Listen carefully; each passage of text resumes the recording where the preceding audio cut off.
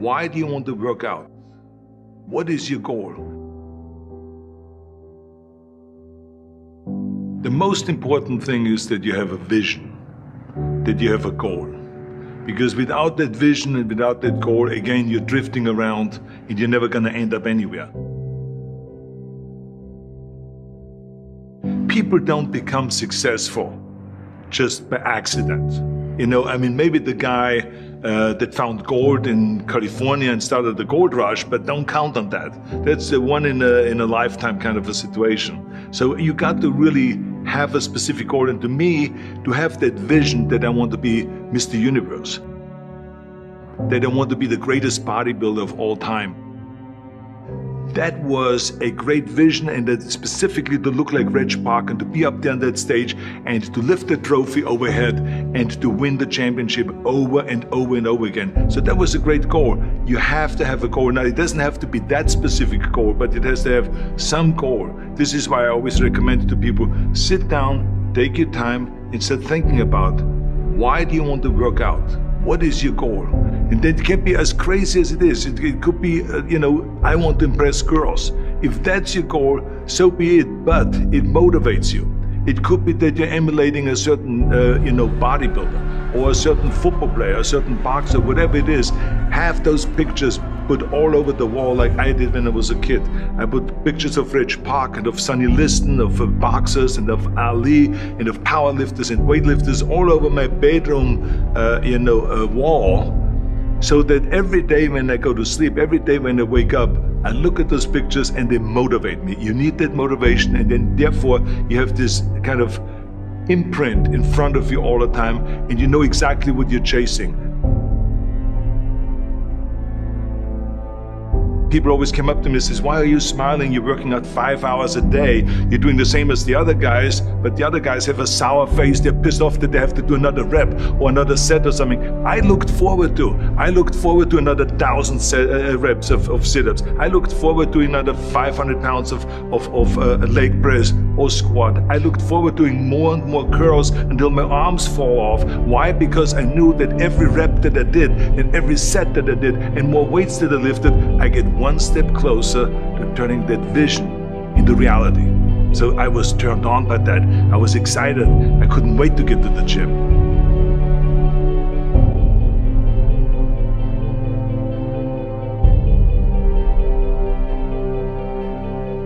I remember that when I weighed 245 pounds, and Bob Rafelson, the director of Stay Hungry, said to me that I'm interested in having you come in for a reading and work on your acting and all this, because I'm interested in having you in a movie to star with Jeff Bridges and with Sally Fields. I was delighted about that, and I was excited, and I started pumping up more and more. And then he said, but I don't want you to weigh more than 210 pounds. You want me to be in the movie, but I'm weighing 245, 246. I say, I just won the Olympia, I say, which was 1974, and I was really at my biggest. And but he demanded that, and he says, look, it's very simple. On the day we start shooting, he says, I'm gonna put you on a scale, and if you don't make the 210, you're out, because I have someone else in mind. And I worked on it. I started visualizing myself very clearly as a lean athlete, because that's the only way I could lose that weight and all of a sudden get interested in running more, because up until that point I ran like 3 miles after training or before training or whatever, but now all of a sudden it was 5 miles, 6 miles, 7 miles, 8 miles, and they even ran mini marathons in order to lose the weight, and I did everything with high reps, and I was watching my diet, what I eat and all those kind of things. But the day before, I remember we were in Birmingham, Alabama. The day before I was at the YMCA with Bob Rafelson. He was swimming and I was working out and I was running. There was a track there and I was running. He says, let's step on the scale. And I stepped on the scale and I weighed 209. So it just shows to you what is possible if you visualize exactly what you want to look like.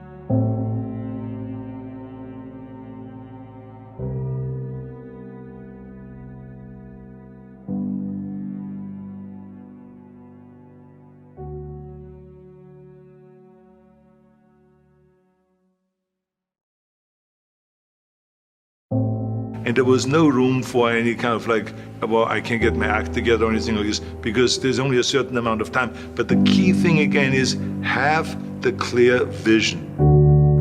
Have the specific goal of what you want to accomplish, because then you never go to the gym and you say, the day I feel down a little bit, I don't know what it is all about, I don't know my life, I'm confused. No, I tell you that I was a perfect example of someone that was not confident at all.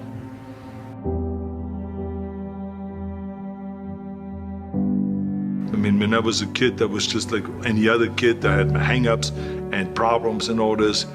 But when I joined the weightlifting club and I won my first little trophy because I did the best clean and jerk, and then we went to another meet and I won another little trophy, I started feeling like somebody. But the bottom line is, everyone can use the same method, because I used it in politics, I used it in making money, I used it in everything that I've done in the movie business. When you have one little victory, little victories add up, and that is what gives you then ultimately confidence. Well, for me, the most important thing always is to have a deadline. So when I, for instance, had a competition, and let's say the competition was in the middle of September, and it was now beginning of summer, so there was no more time to screw around. So there was the time now to get going on a diet, to get going with the training, to not slack off at all, because there was a deadline there. The day of the competition, I had to be in the best shape possible. And I knew that if I come to the competition and I lose because I did not schedule my training the proper way, or I didn't have the right frame of mind, or I didn't give everything, literally worked my butt off, I would be just so angry. So I never wanted to be in that situation. So this is why it was very important to pick that time and to say, this is when I have to be in top shape, and then to work towards that. But it's not just with the competition. I mean, it's the same in the movie business. I mean, to me, it was always a big advantage when I said, okay, my movie starts on April 1, and I have now 3 months, so I have to get really in great shape. So you pick those times. It could also be that you have no movie and you have no Mr. Olympia or no Mr. America, no Mr. Universe coming up or any of those things. But you say to yourself, the summer starts in June. I'm gonna go to the beach in June, and at that time I want to be in great shape. So that creates an urgency that makes you really start training hard and taking it seriously. Because if you don't have a specific plan, then you wander around. I mean, you can have, as I've told you many times, the best ship or the best plane in the world, but if you don't have a specific goal where you want to go and when you want to get there, you just drift around and you never get anywhere. So this is why it is so important to create that urgency and have a specific time when you want to be in shape. Well, I mean, look, everyone has a problem with time, but the day is 24 hours and we sleep 6. Now, I know there's some out there that say, whoa, I need 8. Well, I say just sleep a little faster, because the bottom line is we have 6 hours of sleep, 24 hours are available, so you have 18 hours now available to your work, your family, your hobbies, and also to learn something new or to do something new, which could easily be that you want to learn a new language, or that you want to read as a New Year's resolution, I have to read a book every week, or you say, I'm gonna go and reshape my body. So you're gonna go and take this hour out of your schedule and say, I'm gonna train an hour every day. So this is for most people a huge challenge, but it is totally doable, I can tell them, because the kind of things that I did when I came to this country, I mean, I went to school, I was working in construction, I was working out my 5 hours a day, I was taking acting classes from 8 o'clock at night to 12 midnight, I was doing all of those things. I wanted to make sure that out of the 24 hours of the day, that I don't waste one single hour. Those hours were too precious. And so there I just want to tell people, don't give me this thing, I have a difficult time with the time and I don't have time for this and I don't have that. You have time, you make the time.